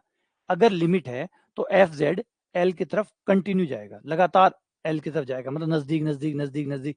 तो मैंने गोला कम करता जा रहा हूँ, जिससे मेरा कंफर्म हो जाए कि एफ जेड एल की तरफ जा रहा है, और मैं पथ का कोई परवाह नहीं कर रहा, मैं पथ की परवाह नहीं कर रहा। मैंने पिछली बार गोला इतना बनाया था, एफ जेड और एल के बीच का गैप इतना हो सकता था, फिर और कम कर दिया, और कम कर दिया, और कम कर दिया, और ये कंफर्म हो रहा है कि हाँ एफ जेड एल की तरफ जा रहा है।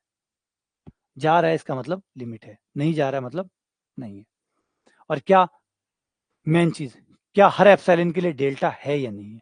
अगर जवाब है नहीं है, अगर नहीं है इसका मतलब है कि मैं एप्सिलॉन को इतना कम नहीं कर सकता, क्योंकि एप्सिलॉन जो है एफ जेड जो है वो जुड़ा हुआ है जेड से।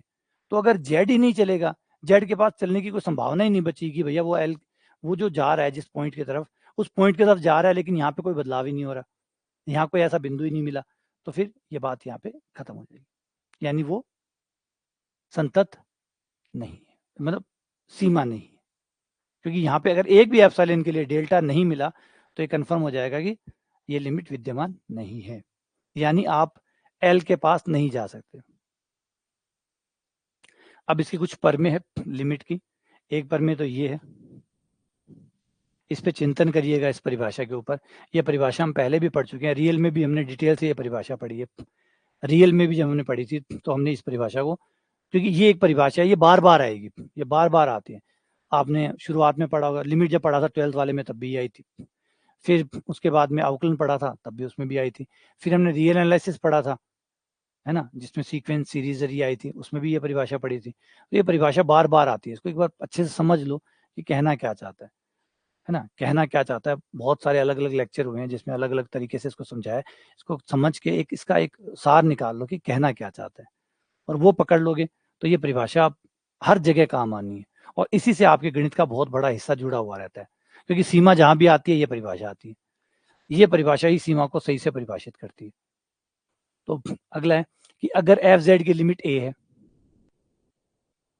कोई फंक्शन है एफ, उसकी लिमिट ए है, जी की लिमिट बी है, तो एफ जेड प्लस जी जेड की लिमिट, दो फंक्शनों को जोड़ कर लिमिट निकालोगे तो वो दोनों की अलग अलग लिमिट के जोड़ के बराबर होगी। यही बात अंतर के लिए भी है, अलग अलग लिमिट निकाल के उनको घटा दो, तो इसे बीजगणित कहते हैं, सीमा का बीजगणित, है ना। अगर आपके एफ और जी की लिमिट विद्यमान है तो आप जोड़कर, दो फंक्शनों को जोड़कर लिमिट निकालो या लिमिट निकाल कर जोड़ो, एक ही बात है। घटाकर लिमिट निकालो या लिमिट निकाल कर घटाओ, एक ही बात है। दोनों की गुणा करके लिमिट निकालो या लिमिट निकाल कर गुणा करो, भाग देकर लिमिट निकालो या लिमिट निकाल कर भाग दो, संयुग्मी लेकर लिमिट निकालो या लिमिट निकाल कर संयुग्मी लो, बराबर बात है।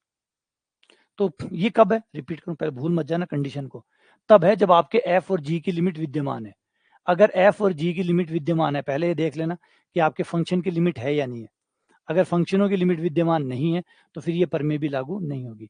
अगर आपके एफ और जी दोनों की लिमिट विद्यमान है तो फिर ये बात सत्य है कि आप जोड़ कर लिमिट निकालो, मतलब संक्रिया करके लिमिट निकालो।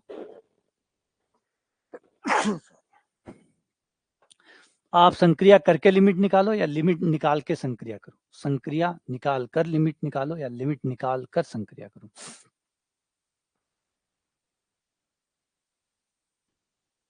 ये हो ही गई, है ना, ये अच्छी चीज है, इसका थोड़ा सा ध्यान रखना।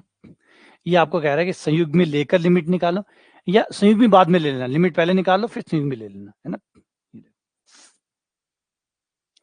इसका मतलब ये है कि आपने अपना फंक्शन जो है एफ जेड है, उसकी पहले लिमिट निकाल ली, फिर संयुग्मी ले लिया, संयुग्मी इस बार आपने बाद में ली है, ठीक है। या फिर आप ऐसे कर सकते हैं कि पहले आप अपने फंक्शन का जेड का संयुग्मी ले लो और फिर लिमिट निकाल लो, तो भी आपका आंसर एक ही आएगा। संयुग्मी आपको लिमिट में भी परेशान नहीं करेगा, संयुग्मी में तो हमेशा परेशान करता ही नहीं बेचारा, जोड़ बाकी गुणा भाग में भी परेशान नहीं किया था। वही हमेशा कहता था पहले जोड़ बाकी गुणा भाग कर लो फिर संयुग्मी ले लेना, या संयुग्मी पहले ले लो जोड़ बाकी गुणा भाग बाद में कर लेना। सेम यहाँ पे, यहाँ का मिनक बहुत पसंद आवे। यहाँ का आदमी जो है ना शादी ब्याह में करते भी प्रोग्राम आवे ना परेशान कौन करे बेचारा। आपका अपने भाई बोले थे थारा काम कर लो, मान मारे टेंशन मत लो, मारा जिमाना की खाना पीना की ठहरना की दिक्कत ना करो, माना लाना की दिक्कत को नहीं, मैं अपने आप ही आ जाशा, मैं अपने आप ही चलिया भी जाशा, है ना, मैं मारा सामान भी संभाल लेशा, मैं आराम से नहाना धोना को मारो काम कर लेशा, कोई ने परेशान कौन करना। बड़ा हुआ ना परिवार में हुआ, कई लोग यहाँ का बड़ा सिंपल सादगी भरा हुआ है, फिर बिल्कुल भी परेशान कौन करे। और बाय नोरा भी कौन कटावे कोई बात खातर, यहाँ कोनी की ब्याह में बाने 5 फोन करो और बाने 7 फोन करो और बाने अलग से कार्ड भेजो और ना, है ना, हर परिवार में मिल जी, हर परिवार में थाने एक दो आदमी शामिल जैसी जो बहुत ही बढ़िया हुआ है, बहुत ही कूल नेचर का हुआ है, कहते परेशान कौन करे। यहाँ कोनी की ब्याह में आ गया तो थाने फोन कर रहा है गाड़ी भेज, मैंने लेना खातर मैं स्टैंड पर आ गयो, या आधी घंटा पहले बस स्टैंड पहुंच जा मैं आ रहा हूँ, तो बे यहाँ को नहीं चुपचाप आवेगा, आपका अपना ही टेम्पू टाम्पू कर कुरा पैदल आओ चाहे कहीं आओ, पे तन तंग कौन करे बे यार, आपका घर ठहर जाई, आपकी कुर्सी खुद ही ले ले सी, खुद ही कुर्सी पर बैठ जैसी, खुद ही आपको सामान रख ले सी, सो इतना आराम से कर सी, पतो ही कौन चाल सी कि यो आदमी मतलब ब्याह में आयो भी है पाछो चलियो भी गयो, जाना की बारी आसी तभी आपका चुपचाप चले जासी, ज्यादा कोई ने कोई मन छोड़ कर आ, मन बस स्टैंड छोड़ कर आ, मन गाड़ी पत्तो कर कत्ती बजे गाड़ी जासी किए जासी ना, आराम से आया आराम से। अच्छा खाना पीना को भी कोई झंझट को नहीं कि मैंने आ चाय बना दे, मन थोड़ी काली चाय बना दे, मन थोड़ी गोरी चाय बना दे, चीनी कम डाली, चाय पत्ती कम डाली, काली मिर्च ज्यादा डाली, अदरकारी बना दे, तो कोई सी को नहीं, जिसी दे देशो बिशी पी ले, 2 बार देशो तो 2 बार पी ले सी, नहीं देशो तो कोई नहीं पी सी। अच्छा सबसे बढ़िया बात, ब्याह हो यहाँ पचे पे कट्ठे भी मिल सी, तो कोई नहीं यहाँ कौन कहे कि ब्याह में आ कमी रहेगी आ अच्छी बढ़िया ठीक बढ़िया ब्याह हो गया, बहुत अच्छा ब्याह हो गया, बात खत्म। तो यहाँ का देखे हो होते परिवार में हुआ है ऐसा एकदम बड़ा एकदम जोली नेचर का हुआ है। हाँ कई कुचड़निया रहा हुआ है, कई फूफा मासा चाचा ताऊ हुए, कई हुए, कई आर बैठे या कलडा और बैठ जाए, हाल ही को नहीं बैठा है यहाँ आकर बैठ जाए, ले आओ ला दो, मतलब बानी यहाँ 8:05 पर चाय आनी चाहिए तो 8:05 पर चाय आनी चाहिए, 8:05 की जगह 8:06 भी हो गया तो फूफो जी नाराज, मौसो जी नाराज। अब देखिए है ना सबका घर हुआ है, तैयार ना सोचियो थाला घर ही है, सबके घर हिसाब मिल जाओ, एक दो टून है ना, एक दो टून इसी मिल जावे, जो ब्याह ने प्रोग्राम ने कोई भी प्रोग्राम चौको बोलो, अच्छा 5 बार फोन करे बिना तो भी मानना को नहीं कि माने बुलायो भी है कि, अच्छा फोन कर दियो कार्ड कौन पुग्यो, बोले फोन करियो कार्ड तो कौन दियो, अच्छा कार्ड और दियो बने, अच्छा कार्ड में को नाम होना चाहिए, कार्ड भी यहाँ को नहीं बारला जो थे हाथा से नाम लिख कर भेजो, कार्ड के अंदर भी वहां को नाम होना चाहिए कि कार्ड में वहां को नाम लिखो कौन लिखे थे, कार्ड में भी कटे ना कटे वहां को नाम आना चाहिए, प्लस कार्ड का कार्ड वहां का घर पूगने, कार्ड में नाम आ गयो फिर भी कार्ड पे भी नाम लिख कर बने भेजो, कार्ड और भेजो, फोन और करो, बन बार बार पूछता रहो चाल गया गे किया चालोगा, थाने लेने आ जाए श्यामपुर, तब जाकर बे साहब आसी तब बे फिर जाना खतर भी परेशान कर सी, मतलब पूरा ब्याह एक तरफ और बे 2-4 आदमी एक तरफ, पूरा ब्याह को पूरा प्रोग्राम जो चल रहा है घर में वो एक तरफ, और बे इक्का दुक्का टून जो है बे एक तरफ, और वहां को पूरा है ना ध्यान रखो वहां को, और फिर भी कोई गारंटी को नहीं कि राज्य और जैसी, कोई गारंटी को नहीं, गर्दन काट रहे दे दो माने तो भी गारंटी को नहीं राज्य और जैसी, बोला ना यार और तो सब ठीक हो, चाय में चीनी कम डाली, फीकी चाय दी थी मैंने, या ज्यादा मीठी चाय दी थी मेरा शुगर होगी, कहीं ना कहीं फाट कर जाती है राज्य और कौन जाए, फोटो वाला टाइम पर मैंने बिना खड़े कर दियो, फोटो वाला टाइम मन पकड़ बीच में ले आओ, मैंने सब कुछ मांगे करार दियो, मैंने तो मैंने फोटो वाला टाइम पर मैंने बिना खड़े कर दियो, इमी नाराज। तो एक याद आ कि वो बहुत बढ़िया आदमी है, वो वही आदमी की तरह है जो आवे जावे, ये चोखा आदमी हम आवे।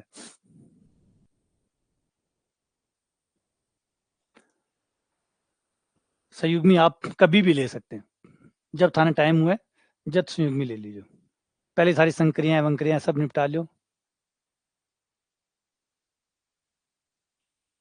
नहीं फूफा की बात को नहीं है, ये फूफा तो बेचारा बदनाम है, फूफा तो बदनाम है, फूफा तो थोड़ा सा देखो थोड़ा जवाई पक्ष हो जाए ना, जवाई पक्ष वो थोड़ा सा मतलब सामान्य व्यवहार से थोड़ा सा असामान्य व्यवहार की उम्मीद करता है ना, ये नॉर्मली माना जाता है, अब चला आ रहा है परिपाटी से चलता आ रहा है, अब तो नहीं है, आजकल तो जवाई जवाई सही को नहीं, पहले जवाई थोड़ा सा टाइट होता कलडा होता बहुत, संभाल करनी पड़ती, बहुत मनानू पड़तो, बहुत राजी करनू पड़तो, है ना। यहाँ हाथा पर यहाँ राखना पड़ता। पहली पहली जो जमाई होता बन यहाँ राखना पड़ता, अब नाराज हो जाएगा, अब नाराज हो जाएगा, अब नाराज हो जाएगा, है ना। जो यहाँ पंख को फेरता ही रहता वहां का, मतलब कटा कोई गर्मी नहीं आ जावे। पहली जमाई यहाँ का होता। अब बेचारा जमाई ये हाथ जोड़े खड़े रहे बे आपनो, आपा हाथ जोड़ा भी पहली बे खड़िया हुए। अब बारह जमाई ने बुलाना जरूरत को नहीं है, पहली पूछ जाए। अब शाना हो गया। पहले यार बहुत कलडा होता, ठाडा कलडा होता, झुकता को नहीं यहाँ रहता, ठाई पड़ जाता जमाई से आए हैं। मतलब यहाँ छाती बारह कड्डी होती तो समझ में आ जाता कि वो जमाई है, वो नॉर्मल को नहीं, वो घर को बिया सदस्य को नहीं, वो जमाई में आवे। और ठा पड़ जाता, अलग से दिखने लग जाता दो चार आदमी के ये जमाया पक्ष में। शादी में हम देख ले वहां की तिलक करना की अलग रस्म हुआ, जमाए की अलग रस्म हुआ, तिलक करना की। पर हर जगह राजी करो जावे थे। देखो पूरा ब्याह, देखो पूरा ब्याह में जिका दूल्हा का जत्ता भी संस्कार हुआ है, लगभग भी के आधा पर्दा जमाया खातर भी हुए। अट्ठे टिक को काट दो, अट्ठे टिक को काट दो, अट्ठे टिक को काट दो। हर बात में थोड़ी थोड़ी देर में 10-10-15 मिनट में टिक को काट करो। देखो ब्याह में थे देखोगा तो लगभग जमाई का प्रोग्राम छोटा मोटा चलता ही रहे। घोड़ी की लगाम जमाई खींची, बाद में टिक्का के टाइम पर जमाई आसी, छोटी छोटी हर चीज में जमाई ने बीच में इन्वॉल्व करे खातर कि भाई नाराज ना हो जाए, भाई नाराज ना हो जाए, तो हर जगह जमाई ने बीच में डाल दिए गए। तो आ जाओ, आ गए शांतते।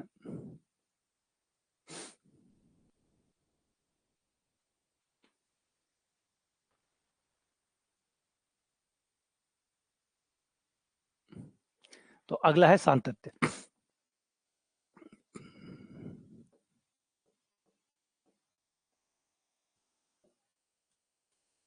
अब आ जाओ शांतत्य।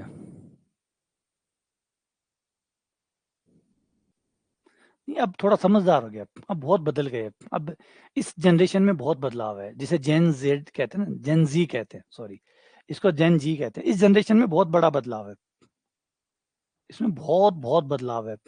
इसके पिता पिता वैसे नहीं है जैसे पहले पिता हुआ करते थे। मतलब 90s के फादर और 2010 वाले फादर में रात दिन का अंतर है। अगर आप 1990 से पहले के पिता देखो तो बड़े सख्त हुआ करते थे, बच्चों से बात नहीं करते थे। बच्चों से बात इसलिए नहीं करते थे कि उन्हें, बच्चों को डर लगता था, और वो उन्हें डर लगता था कि बच्चे कहीं बिगड़ जाएंगे, मुझे सख्त रहना होगा, मुझे कठोर रहना होगा, मुझे यूं रहना होगा।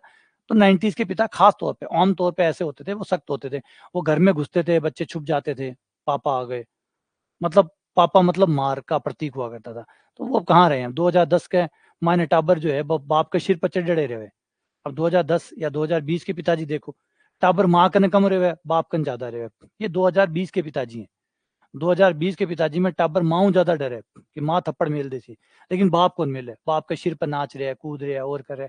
तो डॉक्टर कने चले जाओ, तो डॉक्टर कने भी जाशो तो 2020-24 के माने कोई डॉक्टर अभी नया नया है, 30-35 की एज के अंदर उस डॉक्टर के पास जाओ, भी डॉक्टर का टाबर भी के सारा घूम रहा उसी, कदे भी के चूंटिया भर रहा उसी, कदे भी को पेन खोस रहा उसी, कदे भी के कर रहा उसी, कदे भी को मोबाइल ले रहा उसी, डॉक्टर कुछ भी बोल रहे हो।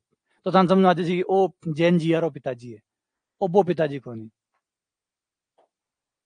मैं भी जैन जी वाला पिताजी हूँ, मैं भी इस युग वाला 2022-20 वाला जो पिताजी है वो वाला पिताजी हूँ। मेरे बच्चे भी मेरे पास ज्यादा रहते हैं बजाय उसकी माँ के। तो ये बदल गया है। 1990 में ऐसा नहीं था। 1990 में तो एक पट, एक इन्नस आई, एक इन्नस आई। तो कंटिन्यूटी और होना भी चाहिए, ऐसा होना भी चाहिए। इससे एक फायदा होगा, इससे एक बहुत बड़ा फायदा होगा कि आप आने वाले समय में, आने वाले 10 या 15 सालों में युवाओं की आत्महत्या के केसेस कम देखेंगे।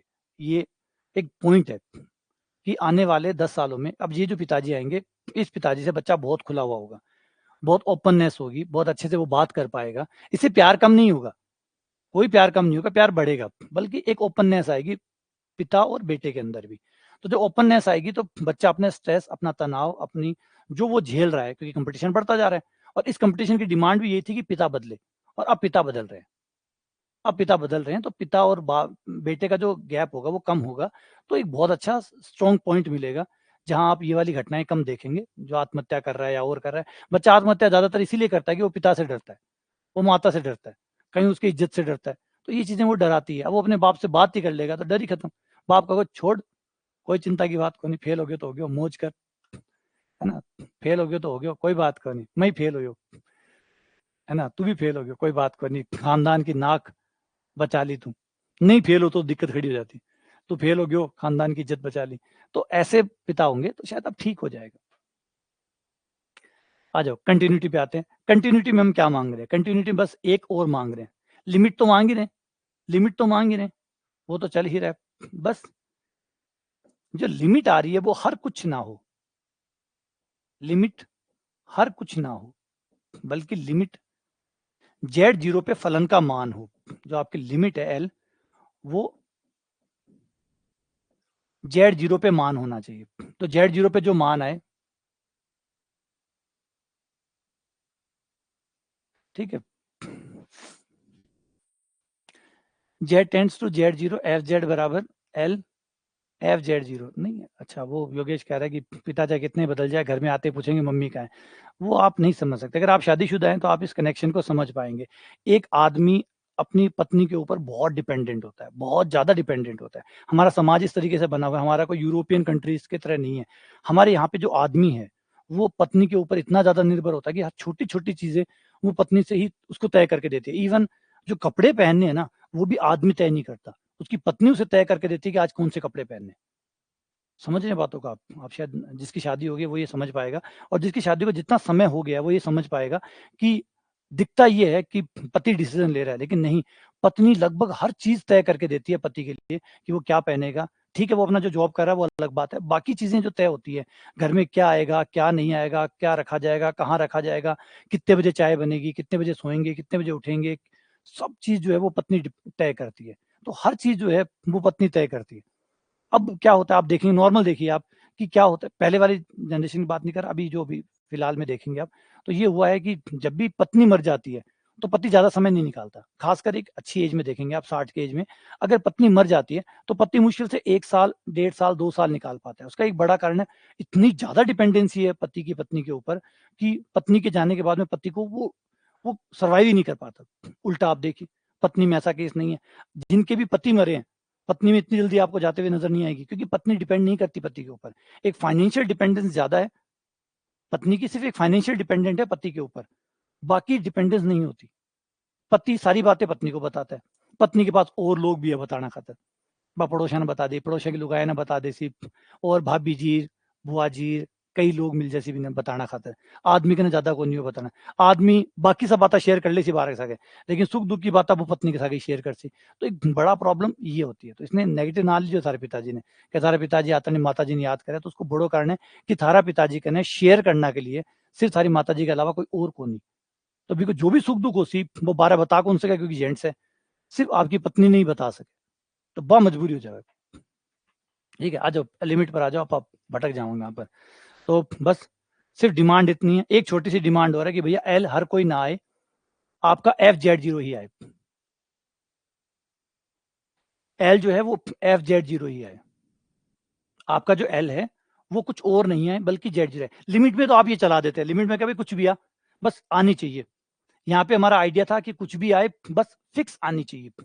यहाँ हमारा ये आइडिया था कि कुछ भी आए आना चाहिए, 5 आओ 15 आओ 30 आओ 20 आओ 50 आओ कुछ भी आओ बस आए। यहाँ पे कोई बाध्यता नहीं थी कि क्या आ रहा है, बस आ रहा है इस बात पे फोकस था। लेकिन सातत्य में आपने बदल दिया, बोला ना ऐसे कैसे चलेगा, हर कुछ कैसे चलेगा, हर कुछ नहीं चलेगा। जब आपका Z0 की तरफ जा रहा है तो ये नैतिक जिम्मेदारी बन जानी चाहिए FZ की कि वो भी FZ0 के पास ही जाए, वो भी FZ0 को ही अटेम्प्ट करे। अगर Z0 को अटेम्प्ट कर रहा है, उसकी तरफ जा रहा है, तो FZ0 की भी जिम्मेदारी बनती है कि वो FZ0 की तरफ जाए। बस ऐसे नहीं कि किसी और के पास चला जाए, कुछ भी ग्रहण कर ले, नहीं, ग्रहण किसे करे, FZ0 को। तो ये बाध्यता हमने कर दी, यानी चित्र से देखो तो कुछ ऐसी हम डिमांड कर रहे हैं, और इसी का नाम संतत्य है।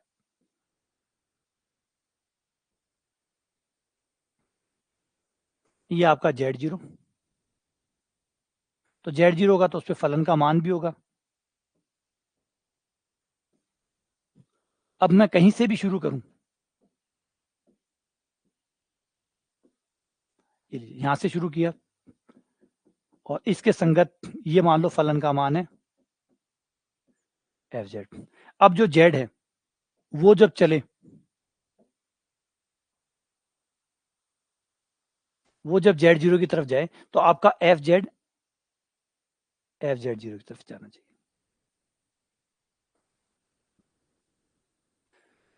जहां तुम चलोगे वहीं वो चलेगा, बस वही बात है। सिर्फ पथ की बाध्यता नहीं है, पथ की बाध्यता नहीं है, बस बाध्यता सिर्फ है कि जब Z0 की तरफ जा रहा है तो FZ को भी FZ0 की तरफ ही जाना चाहिए। Z अगर Z0 की तरफ जा रहा है तो FZ को FZ0 की तरफ ही जाना चाहिए। अगर ऐसा होता है तो फिर सातत्यता है। ऐसा नहीं कि कहीं चला जाए। देखो लिमिट में ये छूट थी कि कोई FZ0 हो, अगर है भी तो भी जाने की जरूरत नहीं है, आप कहीं भी चले जाओ, बस एक फिक्स नंबर पे जाना चाहिए। पहले लिमिट में ये स्वतंत्रता थी कि कोई जरूरी नहीं कि आप FZ0 पे जाओ, आप कहीं जाओ, बस आपको पहुंचना है, आपको पहुंचना है। कहाँ पहुंचना है इसकी बाध्यता नहीं है। अब इस केस में ले लो, जैसे यहाँ देखो, ये L की तरफ जा रहा है और मान लो FZ0 यहाँ है, तो FZ0 चाहे बैठा रहो, कोई जरूरी नहीं कि FZ0 की तरफ जाए, कोई जरूरी नहीं है कि FZ0 की तरफ जाए, बस किसी भी एक नंबर की तरफ जाना चाहिए, एक नंबर की तरफ जाना चाहिए, बस वो नंबर होना चाहिए, कोई जरूरी नहीं कि वो FZ0 वाला ही नंबर हो। ये बाध्यता नहीं है, लेकिन इसमें ये बाध्यता है, इसमें ये बाध्यता है, इसमें आप हर कहीं नहीं जा सकते, आपको वहीं जाना होगा। और एप्सिलॉन डेल्टा परिभाषा सेट करो तो ये परिभाषा भी आपको मिल जाएगी। Z माइनस Z0 के बीच का गैप डेल्टा से कम करूंगा तो FZ0 FZ और FZ0 के बीच का गैप एप्सिलॉन से कम हो जाएगा, वही परिभाषा।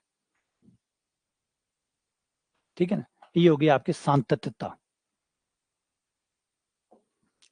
अगला, continuity in terms of real and imaginary function. हमारा जो फंक्शन होता है वो दो चीजों से बना होता है।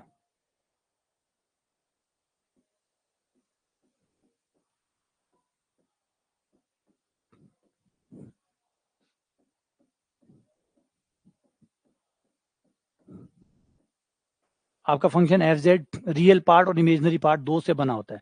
रियल फंक्शन को यू कहते हैं, इमेजिनरी फंक्शन को वी कहते हैं। तो अगर कोई फंक्शन कंटिन्यूअस है, अगर कोई फंक्शन कंटिन्यूअस है तो उसके रियल पार्ट और इमेजिनरी पार्ट कैसे होंगे, उसके रियल पार्ट और इमेजिनरी पार्ट कैसे होंगे, ये कहना चाहता है। ये कह रहा है कि मान लो एफ जेड कंटिन्यूअस है, एफ जेड जो है वो कंटिन्यूअस है, तो अगर फंक्शन कंटिन्यूअस है तो फंक्शन तो दो पार्ट से बना हुआ है, रियल पार्ट और इमेजिनरी पार्ट। तो ये जो रियल पार्ट और इमेजिनरी पार्ट है उसके, वो कैसे होंगे, तो जवाब है वो भी संतत होंगे, ये भी संतत होंगे। आपका इमेजिनरी पार्ट और आपका रियल पार्ट, ये दोनों भी कंटिन्यूअस होंगे। लेकिन एक चीज और क्लियर कर दूं, ये दोनों कंटिन्यूअस है इसका मतलब एफ जेड कंटिन्यूअस है, ऐसा जरूरी नहीं है। एफ जेड कंटिन्यूअस है तो दोनों पार्ट कंटिन्यूअस होंगे, लेकिन ये दोनों कंटिन्यूअस है तो वो भी कंटिन्यूअस है, ऐसा जरूरी नहीं है। गाड़ी चल रही है तो मतलब आगे के दो पहिए और पीछे के दो पहिए भी चल रहे होंगे, लेकिन पहिए चल रहे हैं इसका मतलब गाड़ी चल रही होगी, ऐसा कोई जरूरी नहीं है ना। पहिए निकाल दिए, पहियों को निकाल दिया और पहियों को घुमाना शुरू कर दिया, बच्चे खेल रहे हैं, बच्चे पहियों को घुमा रहे हैं, तो गाड़ी चल रही है नहीं, गाड़ी चल रही है तो पहिए चल रहे होंगे, लेकिन पहिए चल रहे हैं इससे गाड़ी चल रही है, या गाड़ी कहीं दलदल में फंस जाए, कहीं और फंस जाए, पहिए घूम रहे हैं, लेकिन पहिए घूम रहे हैं इसका मतलब गाड़ी चल रही है नहीं, लेकिन गाड़ी चल रही है मतलब पहिए चल रहे हैं। तो याद रखिएगा एफ जेड अगर संतत है, अगर एफ जेड संतत है तो फिर उसके वास्तविक और काल्पनिक भाग भी संतत होंगे। ठीक है, और उसी पॉइंट पर, जिस पॉइंट पे हम बात कर रहे हैं, मान लो Z0 हमारा पॉइंट है ए बी, जैसे a प्लस आइटा बी लिख सकते हो, या फिर निर्देशांक के रूप में a कोमा बी। अगर आपका Z0 ए बी पे संतत है तो आपके दोनों फंक्शन भी ए बी पे संतत है।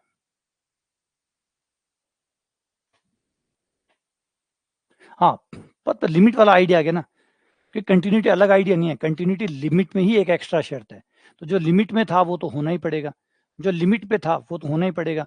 प्लस एक बात और है कि एल बराबर एफ जेड जीरो होना चाहिए, तो ऐसा नहीं कि लिमिट वाली शर्त हटा दी, लिमिट के ऊपर सातत्य आता है।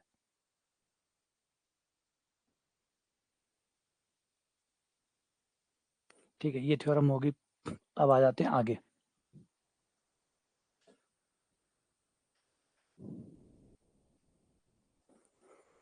ये एक और परिभाषा है, तो बहुत अच्छी परिभाषा है ये भी। ये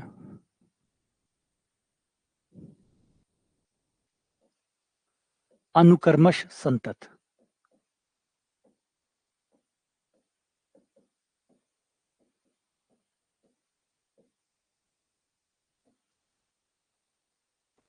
ठीक है, थोड़ा सा एक चीज का हमेशा ध्यान रखिएगा, जो हमेशा एक बड़ी प्रॉब्लम रहती है वो रहते हैं गणित की ब्रांचेस आपस में काफी एक दूसरे के ऊपर ओवरलैप करती है।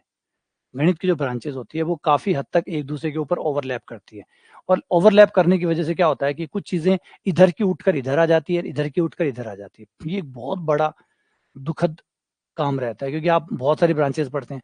अब बहुत सारी ब्रांचेस पढ़ने की वजह से एक पार्ट उठकर दूसरे के ऊपर आ जाता है, और आ जाता है तो हम कई बार क्या करते हैं, जो रूल काम कर रहे थे उससे ज्यादा मान बैठते हैं। जैसे अभी अनुक्रमश पढ़ रहे हैं, हम सीक्वेंस सीरीज पढ़ रहे हैं, लेकिन याद देखिए वो जो सीक्वेंस सीरीज पढ़ा था वो रियल वाला था, और यहाँ जो पढ़ रहे हैं वो कॉम्प्लेक्स वाला है।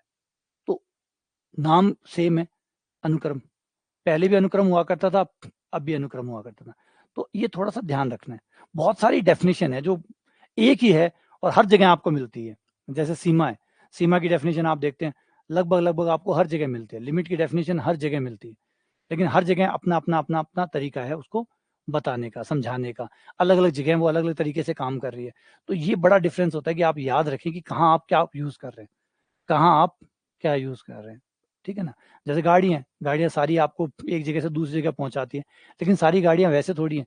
किसी गाड़ी के गियर आगे होते हैं, किसी गाड़ी के गियर पीछे होते हैं। बाइक में देख लो, किसी बाइक में गियर आगे होते हैं, किसी बाइक में गियर पीछे होते हैं, किसी बाइक में कुछ आगे होते हैं कुछ पीछे होते हैं। तो ये जो कंफ्यूजन है ना, ये हमेशा बनी रहती है। और ये मत सोचना कि सिर्फ आप लोगों के लिए बनी रहती है, हम लोगों के लिए भी बनी रहती है। कई बार लगा देते हैं, फिर अरे यार ये तो कॉम्प्लेक्स के लिए तो सत्य नहीं था, ये तो रियल वाला था, ये तो रियल के लिए सत्य था, कॉम्प्लेक्स के लिए था या नहीं था। फिर किताबें ढूंढते हैं, फिर कंफर्म करते हैं कि यार कौन सा कॉम्प्लेक्स के लिए था या नहीं था, ये रियल के लिए तो था, कॉम्प्लेक्स के लिए भी है या नहीं है, तो फंस जाते हैं। तो ऐसी चीजें रहेंगी, जब तक आप मैथ पढ़ते रहेंगे इस तरह के डाउट बने रहेंगे। तो ऐसी चीजों का सबसे अच्छा निवारण ये होता है कि जब भी कोई चीज पकड़ में आए, हाथों हाथ किसी डायरी में लिख लो, ताकि अगली बार आपको किया हुआ काम आपको मदद करे। लिख लेना ज्यादा बेहतर होता है, बजाय उसको यूं ही याददाश्त में डाल देना कि ठीक है मुझे याद रह जाएगा। नहीं याद रहेगा। आज आप कॉम्प्लेक्स पढ़ रहे हैं तो हो सकता है आपको याद रहे, कल आप कॉम्प्लेक्स छोड़ के किसी और को पढ़ने लग जाएंगे, फिर ये वाले चीजें एक दूसरे के ऊपर ओवरलैप होंगी, और फिर गलत फहमियां होंगी, और गलत फहमियां नुकसान पहुंचाती है, गलत फहमियां नुकसान पहुंचाती है। तो ये ध्यान रखना है।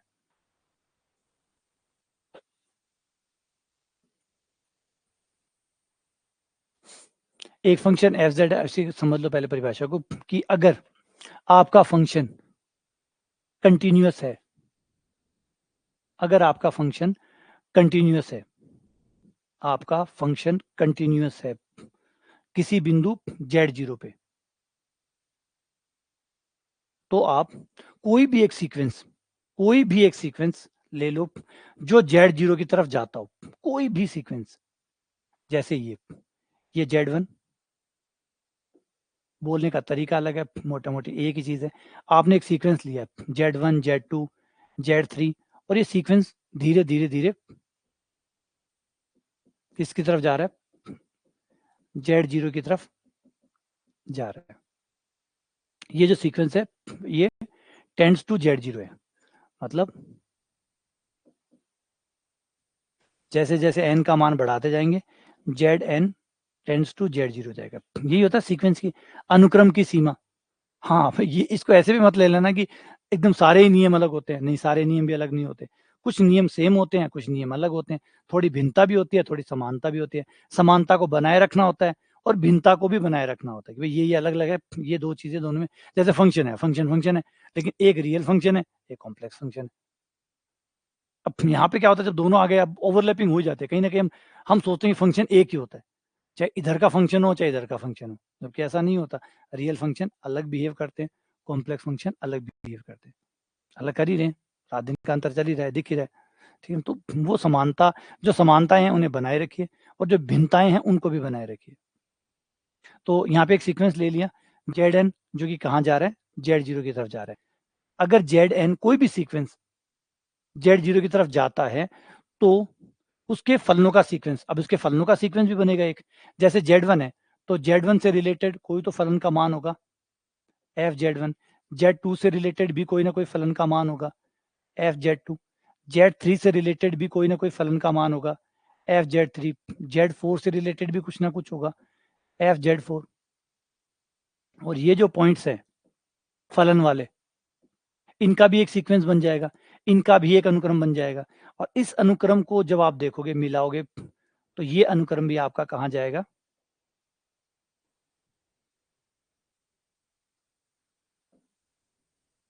FZ0 पे, FZ0 पे। इसे अनुक्रमश संतत कहते हैं, या सातत्य का एक और रूप कहते हैं, सातत्य का एक और रूप कहते हैं। अगर आप कोई भी सीक्वेंस चुनते हैं जो Z0 की तरफ जा रहा है, तो उसके फलनों का सीक्वेंस जो होगा वो भी FZ0 की तरफ ही जाएगा। यानी अगर मैं कोई भी सीक्वेंस Zn चूज करता हूं, कोई भी सीक्वेंस Zn सीक्वेंस, जब मैं Zn एक सीक्वेंस लूंगा तो फलनों का भी एक सीक्वेंस बनेगा, ये तो तय बात है। फलन तो परछाइयां है, तो एक फलनों का सीक्वेंस भी बनेगा, है ना। हर बिंदु के लिए फलन का मान तो होता ही है, जो भी बिंदु होगा उसके लिए फलन का मान होगा। Z1 के लिए FZ1, Z2 के लिए FZ2, Z3 के लिए FZ3 बन गया। तो एक तो आपका Z का सीक्वेंस बन गया, एक उसके फलनों के मान का सीक्वेंस बन गया। अगर ये फलन संतत है, अगर ये संतत है, तो अगर Zn Z0 की तरफ जाएगा तो FZn FZ0 की तरफ जाएगा, हर बार, बार बार, बारंबार। आप चाहे सीक्वेंस कोई भी ले लो, अगर सीक्वेंस Z0 की तरफ जा रहा है, कोई भी सीक्वेंस, यहाँ पे वर्ड यूज किया गया एवरी, एवरी मतलब प्रत्येक, फॉर एवरी सीक्वेंस, कोई भी सीक्वेंस आप ले लो, कोई भी सीक्वेंस, और वो Z0 पे कन्वर्ज कर रहा है, मतलब अभिसारी है, Z0 पे जा रहा है, तो उसके फलनों का सीक्वेंस भी FZ0 की तरफ ही जाएगा। ठीक है, इसको ऐसे लिख सकते हो, अगर Zn Z0 की तरफ जा रहा है तो FZn